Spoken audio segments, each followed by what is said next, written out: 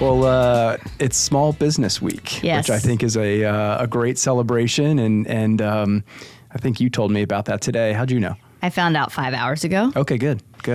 Yeah, Good. we will have it on the calendar next year. It's worth celebrating. Well, I think it's fair that we were too busy running small businesses to recognize that it was Small Business Week. Maybe that's fair. We're going with that. We'll give ourselves a pass Yes. on that one. So what? Small business. What a great way to make a living and contribute.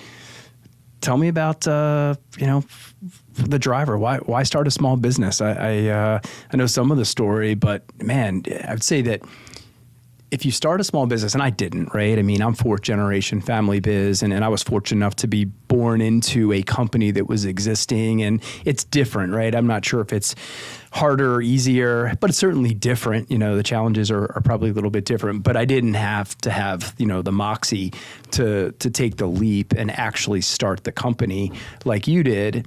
And I don't know, I imagine there would either be a couple of different factors where it was so enticing that you just had to do it. But I also imagine there's some spots for people, and I know your story, of course, but where it almost has like an elective surgery feel. You have to do something, or working for an organization or not calling the shots yourself, maybe that's a great way to say it, is so excruciating that you would elect that surgery and you would go in that direction as hard as it could possibly be.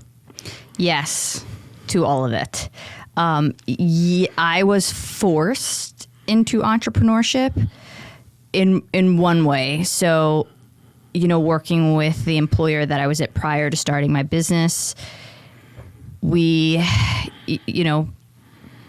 bumped heads is not the right, but it just didn't work out. And from their standpoint, it wasn't working, and I knew it wasn't working. So it was a little bit of forced entrepreneurship. However, I also always knew I wanted to start my own business, and I had this goal of starting it before I turned 30. That was just a trivial number that I had picked in my head when I was very young. So I wasn't ready when I started, and it was certainly not in my immediate plan, but it had always been a goal. So a little bit of both. Now, I will say, so many business owners say, I knew I was going to be a business owner when I was 5 years old and I had a lemonade stand.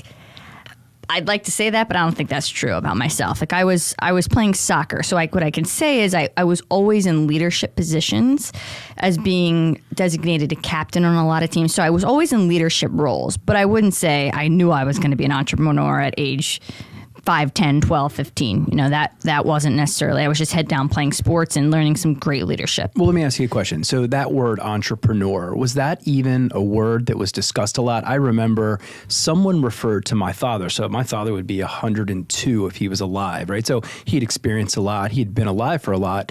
But somewhere in my life with him, someone called him an entrepreneur. And I'm not sure he had actually experienced or thought about that word, because he was pretty jazzed. I think he even looked it up and said, well, this entrepreneur thing, if I'm one of them, I'm pretty happy about it. Did you actually know what an entrepreneur was, or was it even called it then? Because I'm not sure that word was quite as prevalent then as it is now, just by virtue of the fact that my father was one, but didn't even necessarily know that. I'm not sure that word was as prevalent. Did you even know that word then? No, I don't think so. It's definitely trendy now.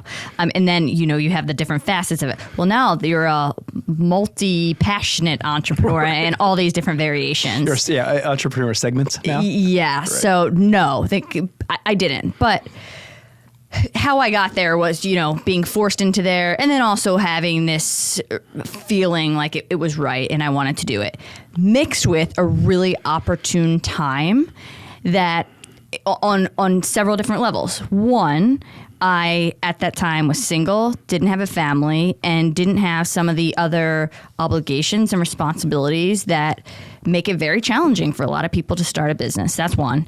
Two, it was just in the marketplace, the timing of it and the opportunity from the construction standpoint, the MBE market, the projects that were going online. It just happened to be perfect timing as you know, to start a very successful business, you have to identify a problem and be able to solve a problem and have a niche. Mm-hmm. So that all came together in a way where I couldn't have imagined it up any better, and took advantage of it.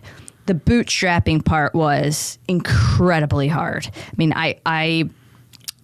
am glad I went through that, but from the toll that takes on you mentally, which manifests physically as well, is really hard to describe. Yeah. So like you said, our trajectories to get here were different and hard on different levels, where you came in and you're running a business, you have to take over from your father and turn a ship that has sailed in one direction for a long time. You have older family members, you're the youngest. So just different challenges. And I don't think my journey harder than yours or vice versa. Right. But interesting. Yeah. And I think from my side, it would be, if there was a pressure, it wasn't exactly at that moment the pressure of not being able to feed myself or my family, right? The business in 1995 when I took over was on very solid footing. My father was incredibly conservative, so it wasn't like we had a lot of risk out there or any real leverage to speak of. So I didn't have that, right? He didn't tie me with some massive debt service where the slightest little stumble could take us out. So I was left with some runway there. I would say the pressure was, there I am taking over as fourth generation, and there's all the sayings, well, third generation normally screws it up. So if you got past that, you got a shot.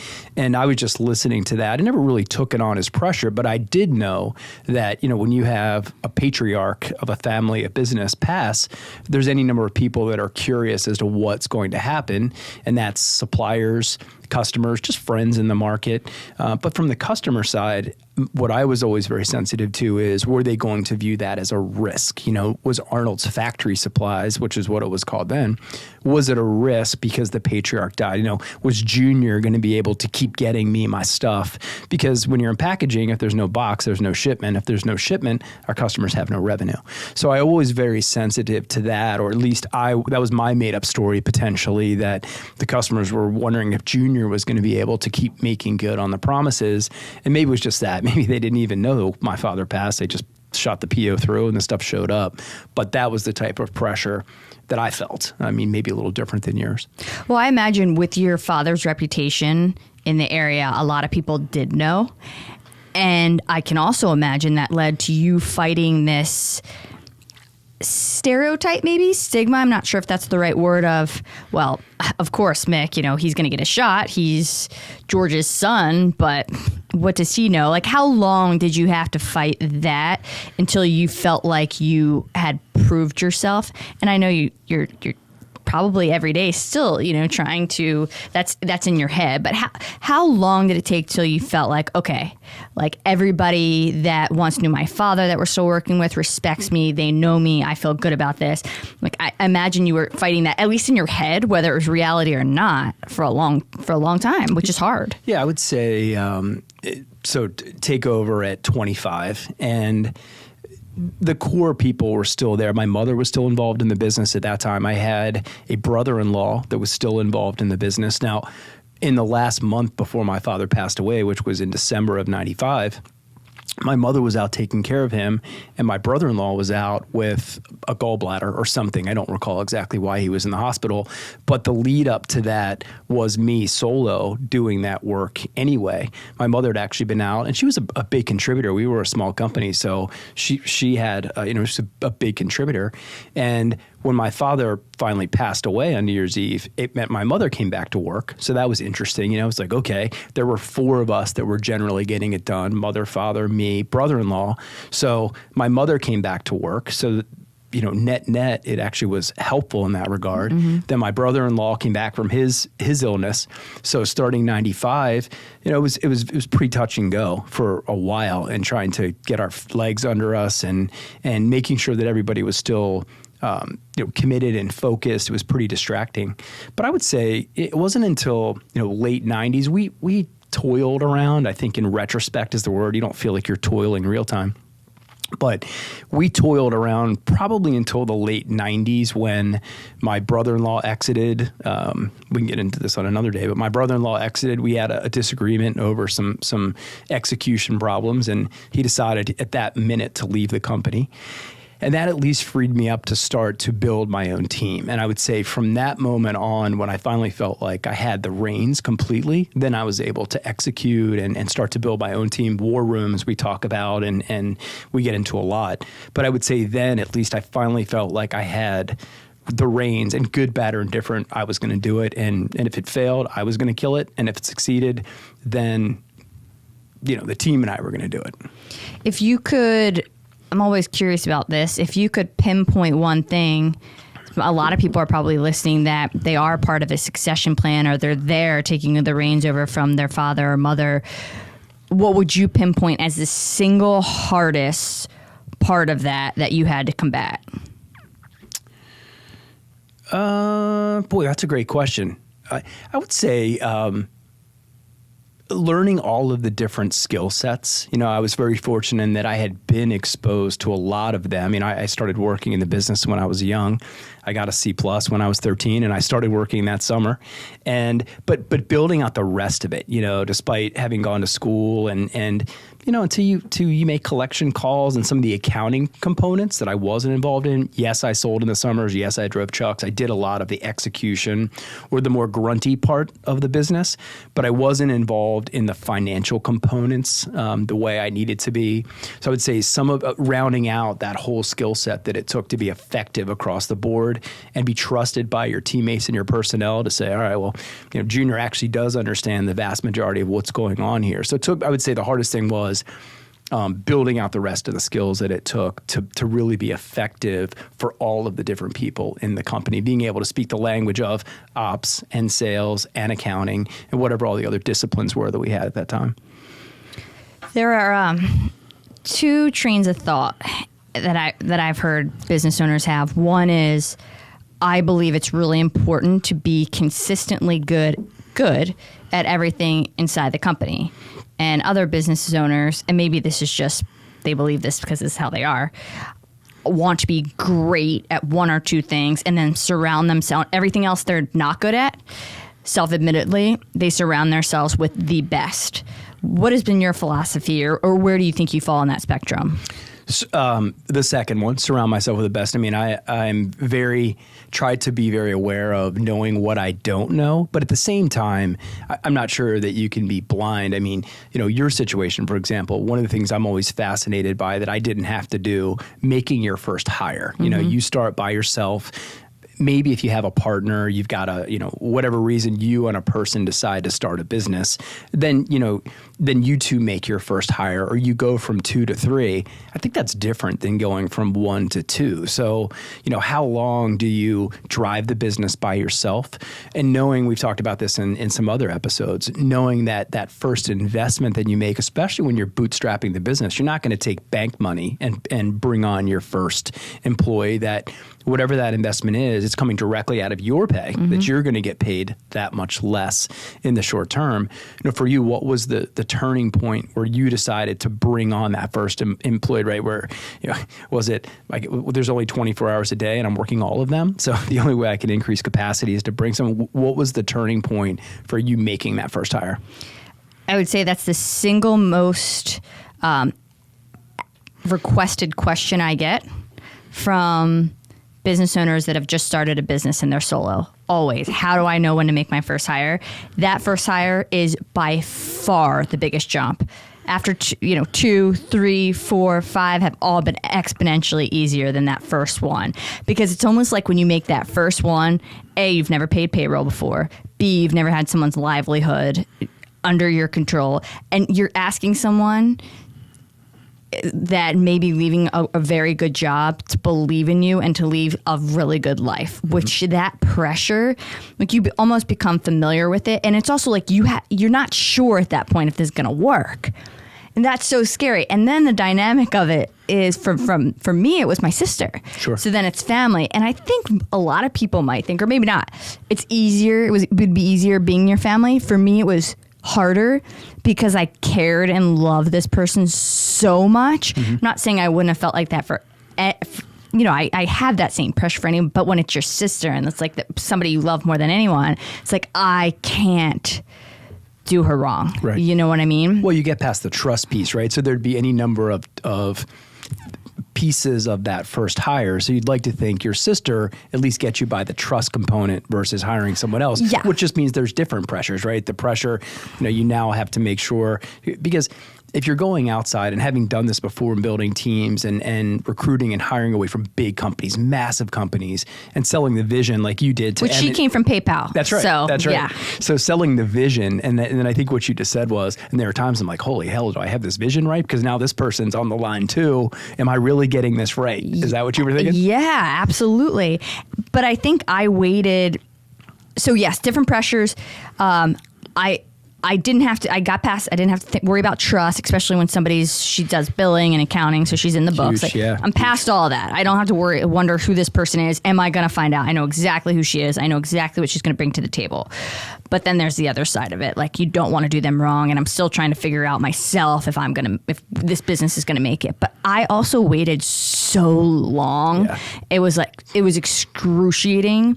Where I think if I were giving advice, I would have told myself to hire earlier.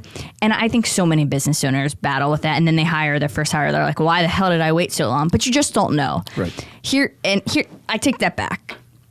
I wouldn't have done it differently. And I wouldn't tell anybody to, because the longer you stick it out and the more familiar you get with everything. So you have to learn, the finances and accounting. You have to learn the insurance piece. For me, it was bonding. Bonding, yeah. And the closer you stay in the business. That's why I would also tell small business owners, even if you do have cash laying around, which I didn't, beyond just employees, everyone wants to outsource. Once they start getting really busy, let me get a consultant in, let me outsource this. I would say don't do that. I know it would be easy, but put the hours in, lose a few hours of sleep, get so intimate with your business, because the minute you don't do that, you just simply aren't in touch with what's going on. And I also believe, as a small business owner, you have to do things and think differently. The minute you outsource that, you're using a consultant company that is also giving similar advice to everyone around you. You're nothing is original here. Right? So there are many reasons why it's worth it to stick it out as long as you can. Mm-hmm. And there will never be this defining moment where yep, time to hire. Right. Time to hire someone else. You've just got to believe in yourself. And again, like you say, sometimes it has to get excruciating, and then you make a change. And sometimes those positions will present. I can tell you that any number of positions that we didn't have along the way, I had them in mind. I'll give you one example: director of IT. It was a small company. Yes, we had an ERP system, but usually that was run by committee. The accounting folks did their thing, and each group had subject matter expertise, and they were the keeper of their domain in IT. And I always thought, well, is it even a 40-hour job? And then a person that I knew, there was a woman that had helped us do our latest ERP deployment. Her daughter became available, and never looked, hadn't had the epiphany. Oh, we're there. This IT is excruciating. She showed up, and it was the right fit, and we made the hire. And there's been a number of positions along the way where they were on the radar. I saw the need, and fortunately for me, they did present. I didn't have to go to the market, and they worked out great. They worked out great. That was one. Our first VP of Ops, our VP of Marketing, who's sitting right over there, didn't have a VP of Marketing until John walked through the door. And those have been some of the best hires that we've made, and it just made it a little bit easier. And it was almost as if, hey, look, I've always thought about that. There they are. Why wouldn't I get into it now and execute? And in every situation, we were there. And it was almost like I got pulled into it, which is exactly what I needed to execute and get there.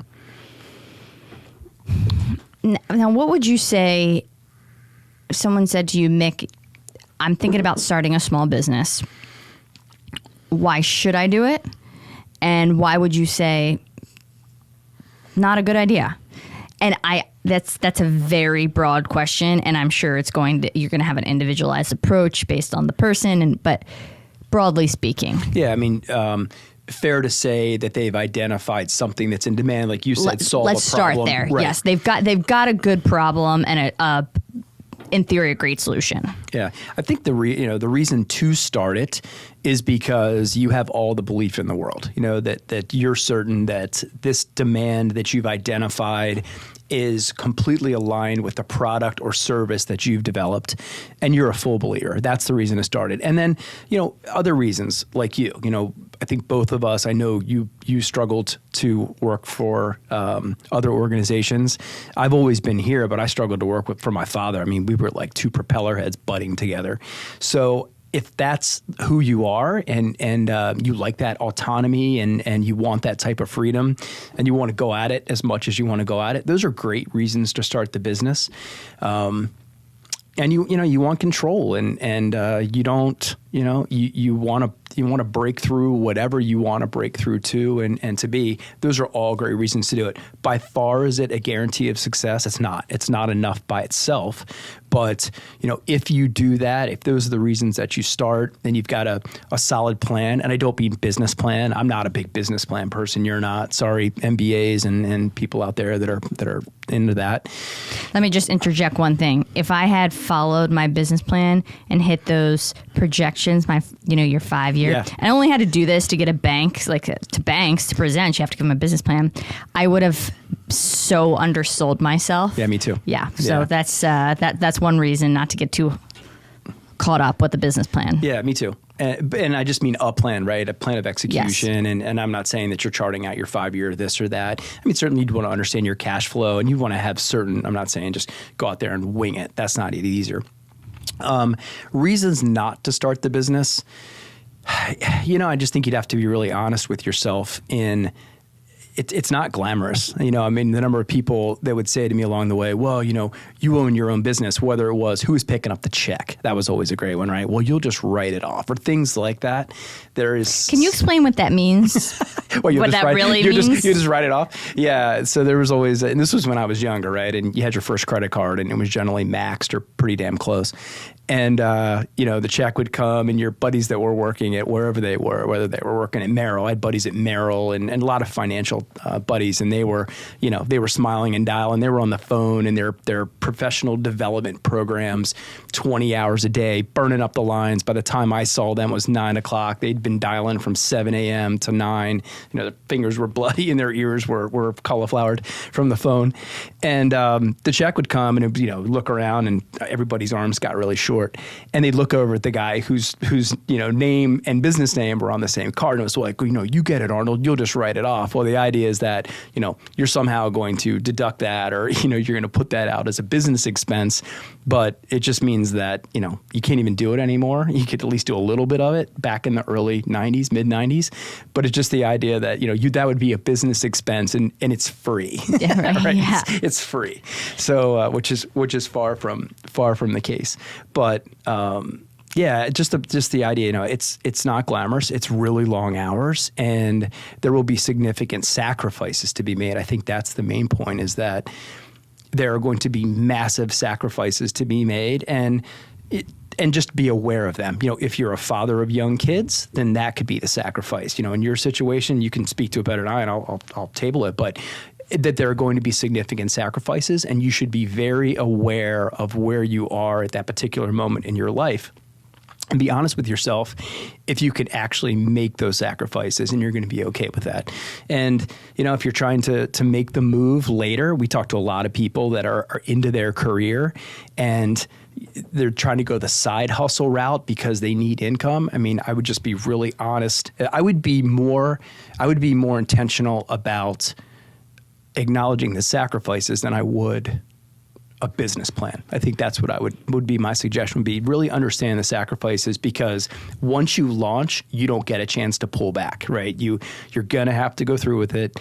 And it means that if you all of a sudden midstream aren't okay with those sacrifices, your business is likely going to fail as a result, not as a result of the sacrifices, as a result of you not acknowledging them. Do you think it is absolutely critical and required that not only you acknowledge the sacrifices, but that your partner and children, if there are partners and children, are also on board with it? And what if they're not? Oof, that's a good one. I don't know. I can't. It's hard for me to speak to that when I only knew one thing. I mean, I was born into it, and you know, my trajectory was generally heading in that direction. I was in and around the business, so I was always going to do it, and I certainly had the option to just do what we were doing, right? I could have gotten up and gone to work. By the time my father passed away, he was in there from 7 to 5, something like that. Still a 10-hour day, but there was an end to the day, and I could have kept doing that. And it was it was a much smaller company then. It was, I don't know, a seventh or eighth of the size that we are now. That would have been an option. Could have gotten everybody fed. But I never really stopped to think of it. I was just in one mode. So I never really got there. I certainly subjected my family to it. I mean, I was gone dark 30 to dark 30, but I don't know that I ever really stopped to think about it, which is probably why I'm talking about it. Mm-hmm. What, did you ever stop to think about it? I mean, you were single and solo, but still, I mean, it took a toll on the time that you spent with your family, which is very important. Certainly relationships were challenging, if not even impossible in those moments. Yeah, I think I was young enough where I probably didn't think about it, just being unaware, ignorant, naive, whatever you want to call it, which in hindsight probably was great. Allowed me to start it more carefree than I would have had I known what was on the other side. I mean, I could talk about all the things that you hear all day. It's very stressful. I mean, the physical manifestations, what we've talked about before, it's definitely taken some health tolls. And, for years I had a racing heart that was out of control, like that, those kind of things there. You can't make that up.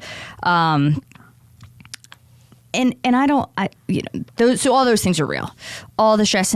But I think one thing that I find challenging is to be aware, right? So to really look at yourself and say, is this what I want? And is this truly what I want? And is this best for me? And I've had a few friends who are they are some of the most successful people I know, who were the best at evaluating themselves. And they said, no, I don't want to be an entrepreneur. I don't want to own a business. I am not into taking on all this risk, but I know I'm really freaking smart, and I know I'm one of the smartest people. I'm best at what I do. So they found a really good organization with a lot of growth opportunity and a lot of freedom, and they just locked in on who they were, embraced that, and have worked their way up. So now they have this foundation, security, and a incredible life. And now they're presidents and VPs and pretty much running up their own business risk-free. Right. So you look at some of that, and they are successful than most entrepreneurs that I know. Sure. So, but that, because they were so self-aware, so young, and being real with yourself is hard. So I look at that, and that's like one of my first pieces of advice. If you can't really know what you want and be honest, you might be going into it just because it sounds good, or like you want to believe that's what you want. Right. You want to believe that. Sure. But and that's a real thing.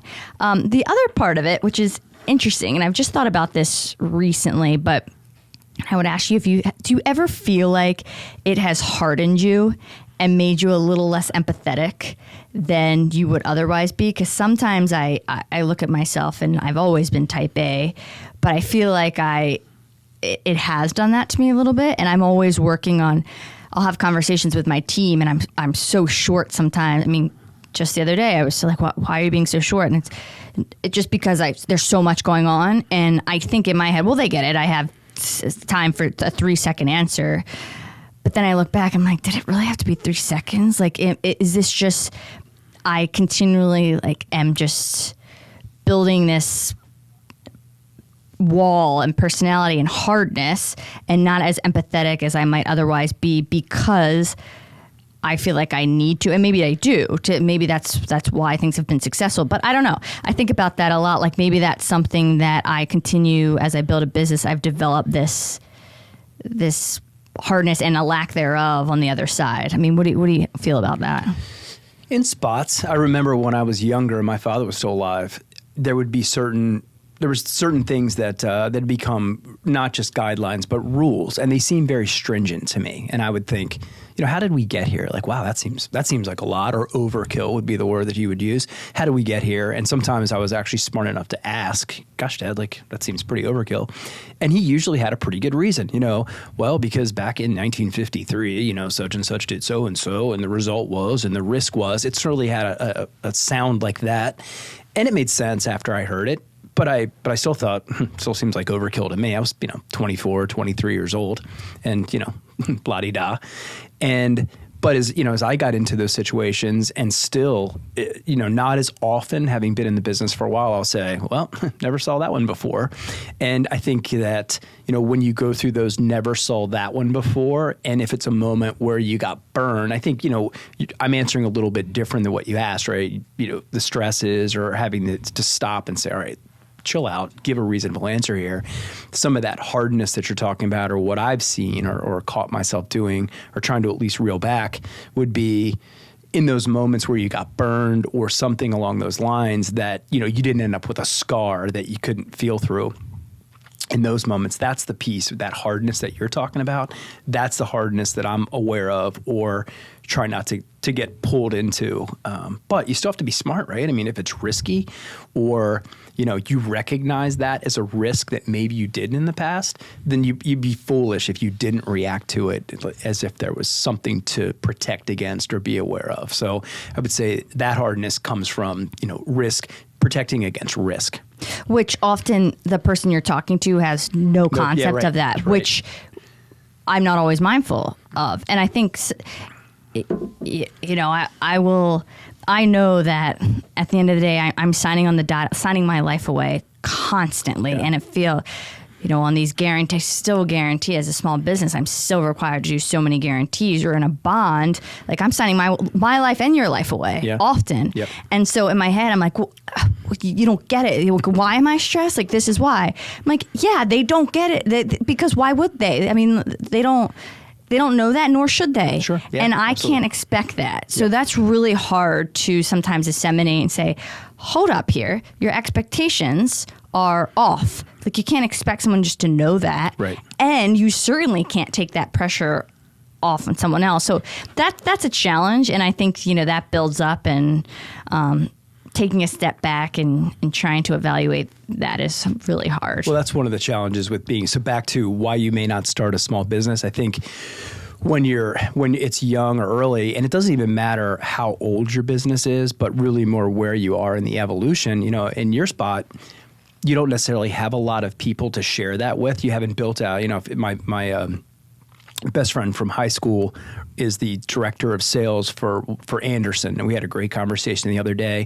But he was telling me Anderson Windows, yes, E.N. Anderson, and we were just having a conversation, and it was and he just made mention of he was in the director's room of something, but it was a room of very experienced people that all had similar experiences, and that would be an appropriate room to have that reaction, right? Because everybody would be on the same wavelength, and they would be feeling the same pressures, knowing the risks.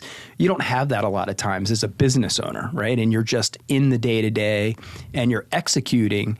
And when you see that, it's not like you can duck into that room full of people that have similar knowledge, and they'd all be like, oh, hell yeah, did you see that risk bomb over there? You don't have that. So I think it comes out real time, and it's tough to control, right? Because you're feeling the risk, and and at times it could be so sensitive it even kicks in fight or flight, right? You'd have a fight or flight reaction all the time, to it. Yeah. And you wouldn't even be aware of trying to control of it, because the mammal in you is kicking at that particular moment. And when you're in a smaller business, you don't have a lot of that insulation, or you don't have that room to duck into to talk about. Yeah. Actually, that's one of the ways I try to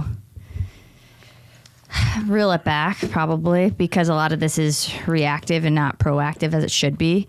But because my team is very small right now, I can bring them all together, and I'm so transparent. I can be like, when I'm signing these bonds or whatever, I'm signing a life way, and that has a lot of pressure, and this is why I react this way. Actually, that's my way of trying to be like, you reacted wrong, open up, share, right. And weaken and it doesn't make it right, Sure. and I can't pull it back. But Yeah. that's certainly a way, because people deserve to know. And Right. I think the old mind, and your father, I'm sure, would never have been in a room with people and said, and opened his book up and said, this is ever. No, But that's no way. changed. And that transparency with social media and everything else, people are just opening their lives up, and you have to be transparent. If you're not, I'm not saying share everything, and sometimes it's better not to, like, Sure.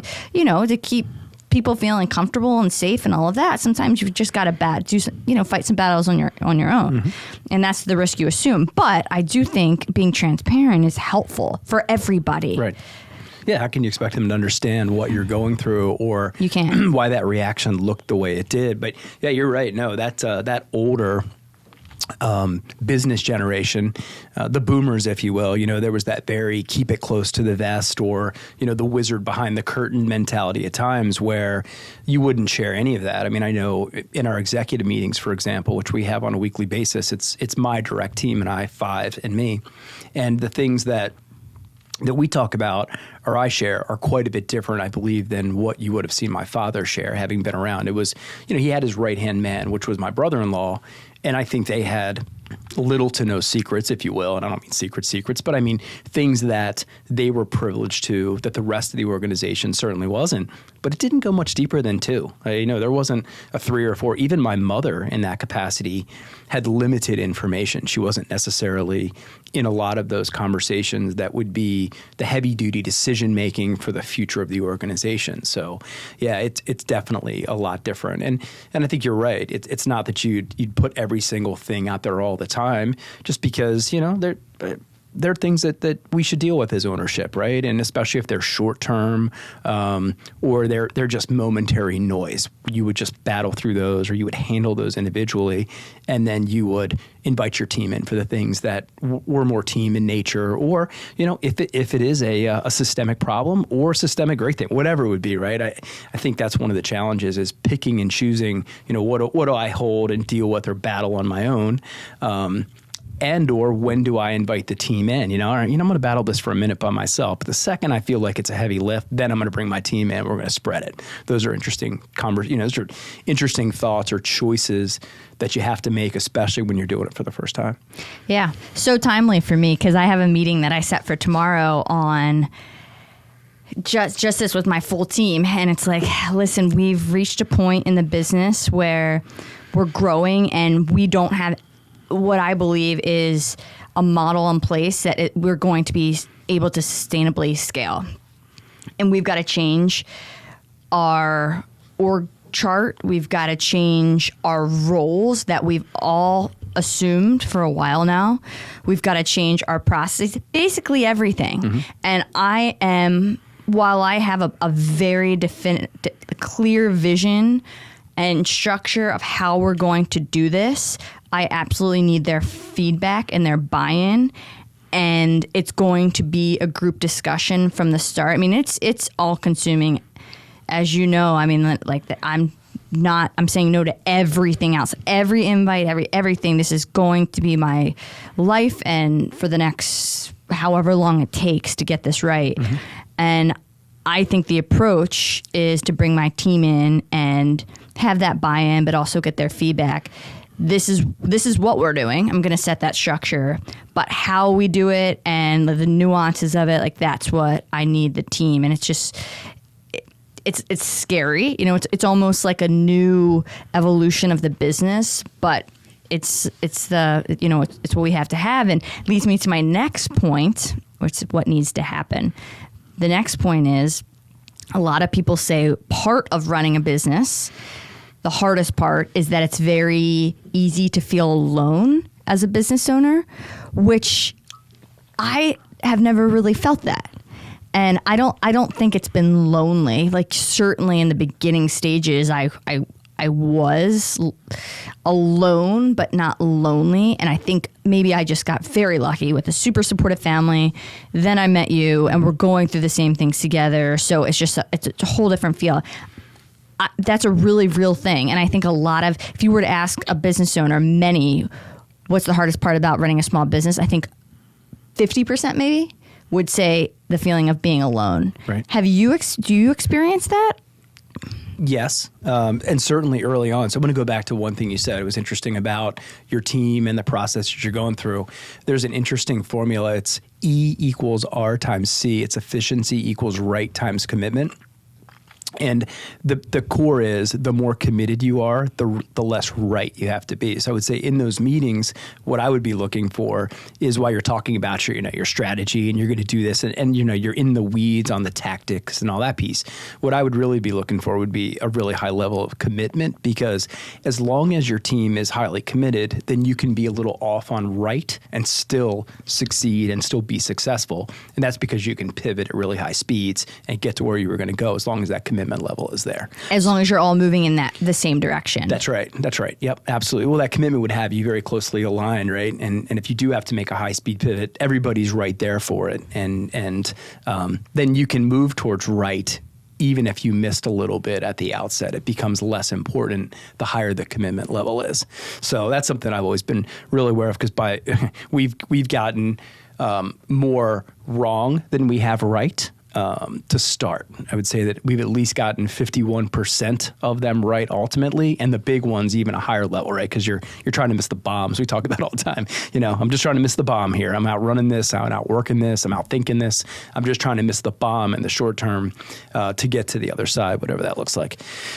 Feeling lonely? Yeah, I think at times I just think it's the idea that, if you're at the top, if you will, right, of whatever that means, if you're at the top of Google, that's a rather large pyramid.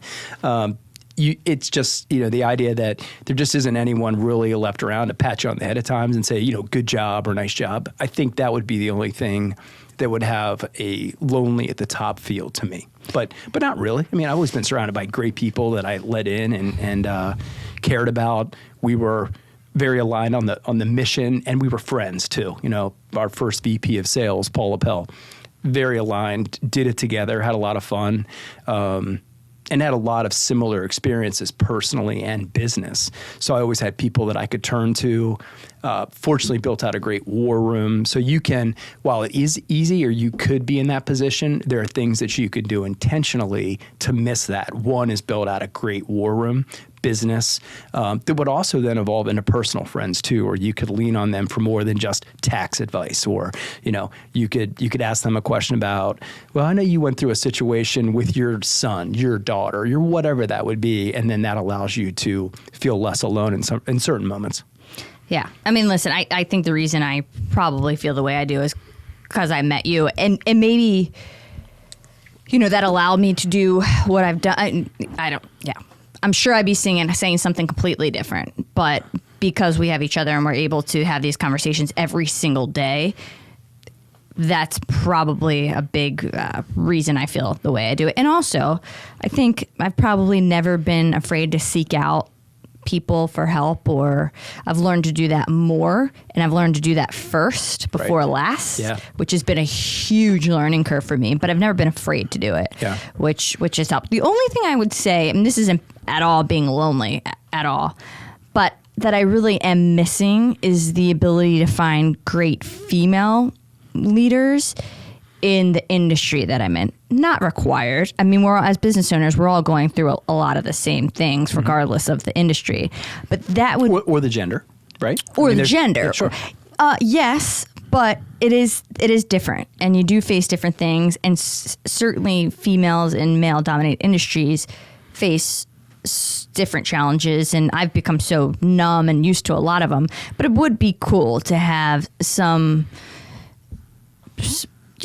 other females in the exact same position, which is actually really hard to find. Sure. That could relate, and that we could talk about those things. So that's the only really thing that's missing, not lonely, two different things. Or adjacent industries. I think, I talk about adjacent manufacturing, auto, whatever those male-dominated industries would be. Yeah, I agree. Well, look, I mean, one of the goals here is for us to, this demonstration process, or talking about what we do, if it were to draw more females to either one, construction or manufacturing, both industries would be better off by having more different types of people in them, for sure.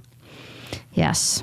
So what do you think? I think the trajectory of small business and what small business looks like with ever evolving technology and different things, I think it's going to look way different in maybe even 10 years, 20 years, 30 years, 40 years, I think it's going to have a much different feel.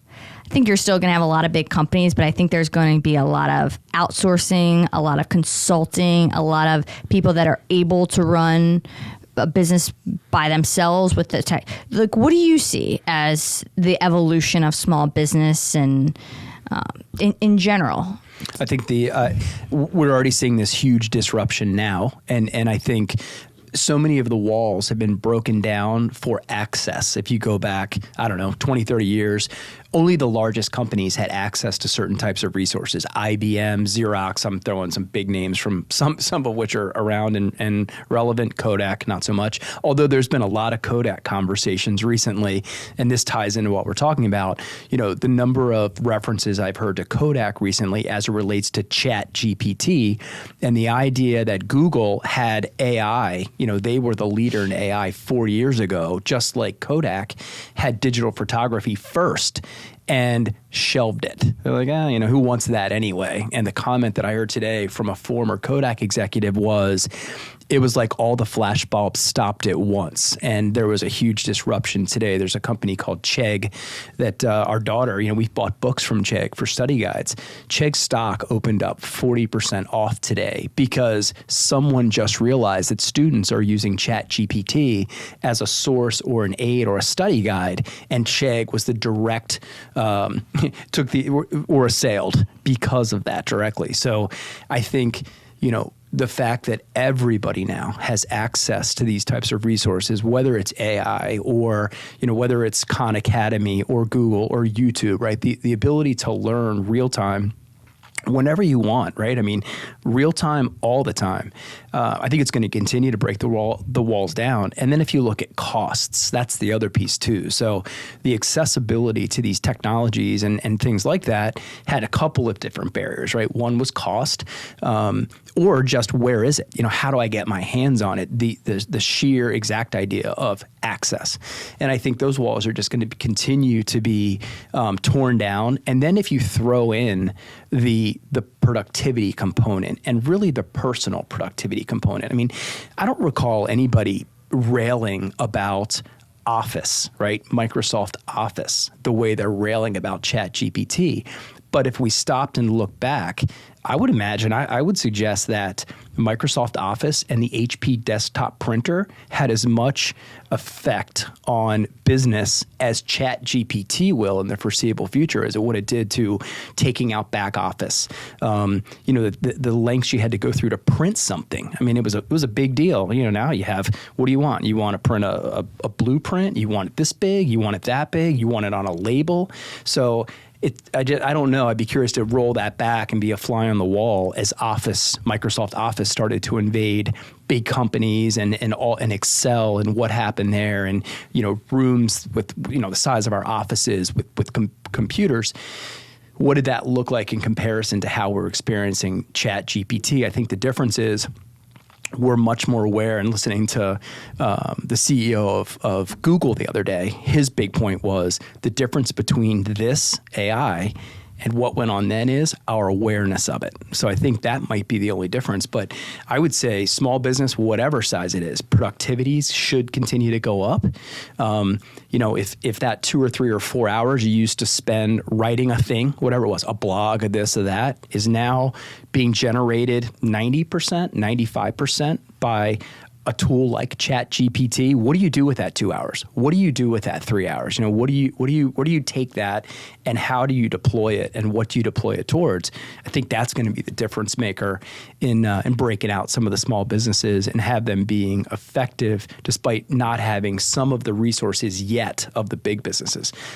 We'll see. This could do heavy duty damage to Google, for example. We'll see how this plays out, but I think it's the ability to disrupt is better and bigger than it's ever been. I just think as I'm sitting in this chair and you're talking to me, I'm talking about my show. I had to bootstrap and I had all this financial risk and all this. Maybe 10, 20 years that goes away, because you're talking about those barriers, the accessibility, they're going down as technology is going up, which makes it easier for people to start businesses, makes it less risky, I believe, in different ways. Mm-hmm. I mean, there's no getting around, like the money component, you could easily start a business at your fingertips with the resources that are out there. I just think what I would say now versus what I would say in 10 years, there'll be different problems over here. Oh yeah, absolutely. But it'll look different, and it'll be exciting. I love the fact that more people are going to be able to, start something, whether it's full time on the side or just with less barriers to entry. Yeah, I think there will be, will AI and products that are involved AI take out certain businesses? They will. Sure, they will. And I think going forward, there will be businesses that use AI, and there will be not those businesses anymore, right? You're going to have to use the tools and leverage the tools. But the other thing that is still encouraging to me is that, at least now, ChatGPT, for example, it derives its intelligence, if you will, by backward looking, by scraping data that has already been posted to the internet, things that we already know. So as long as you're on the creative side of the quotient, then I like your chances, right? You're still going to have to outcreate. You're still going to have to do things that are new. And if you are, there's nothing for the ChatGPTs of the world to scrape because you're doing it for the first time.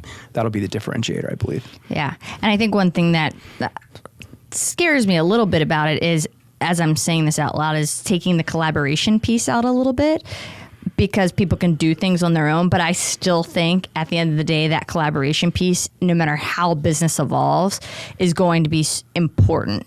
And it might look different, but that collaborative relationships, I just don't see that ever going away. Maybe I'm wrong.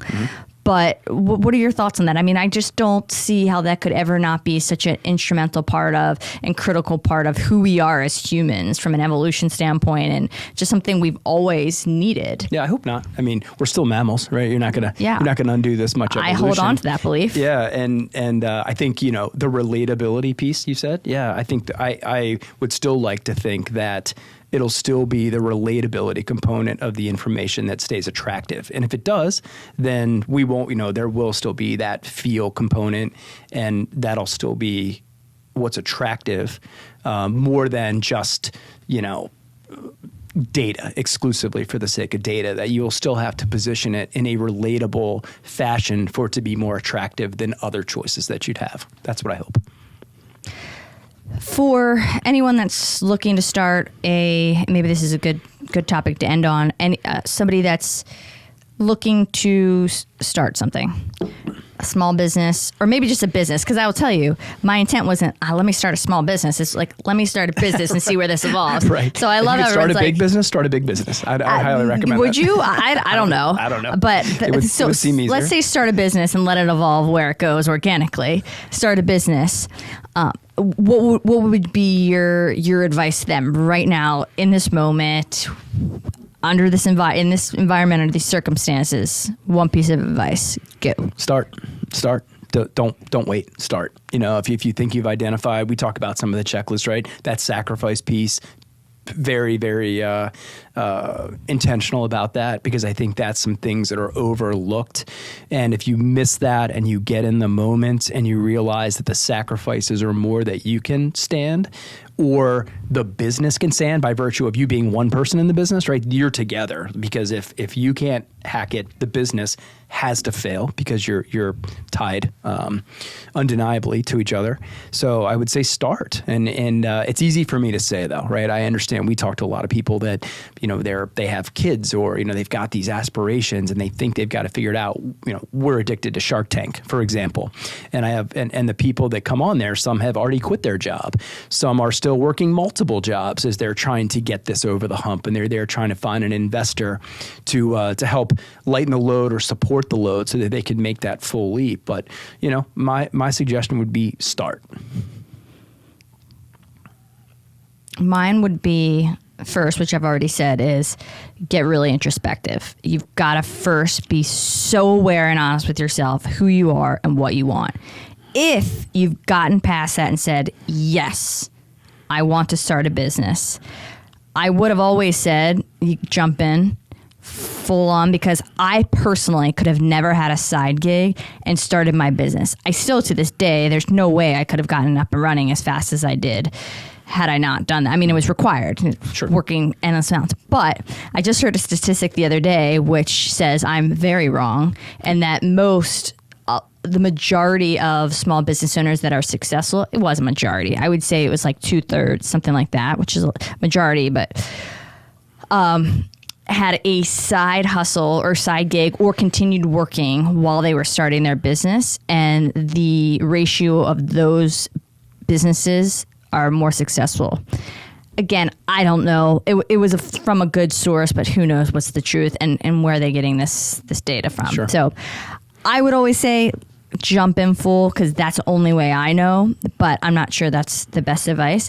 And the other thing would be, it's going to be messy and you're going to get everything wrong and keep going. And I laugh because one thing that really helped me along the ways was to make the business look bigger than it did. So I remember when I meet people, they're like, oh, I thought you were huge. I mean, I would talk about, I made up email addresses of like, here's Tim at Tagler, and just, I mean, truly, like these were like the little things, and you might be like, well, that's, that's, you're leading. No, I was doing what I needed to do to make the business seem legit and bigger. And so just, you can implement these things and put them in place while you're getting started, so you feel credible, so you feel confident. And these are just all ways. It's going to be messy, but just I look back and laugh at some of it, but it was so crucial to those early starts. So I could get into all the hysterical things I did looking back. Well, good, we will. Yeah, we will. Exactly. I think there's one great takeaway is that there's no one right way.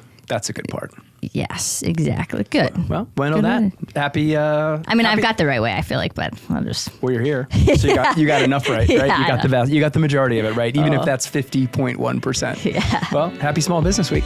Yes, happy Small Business Week. All right.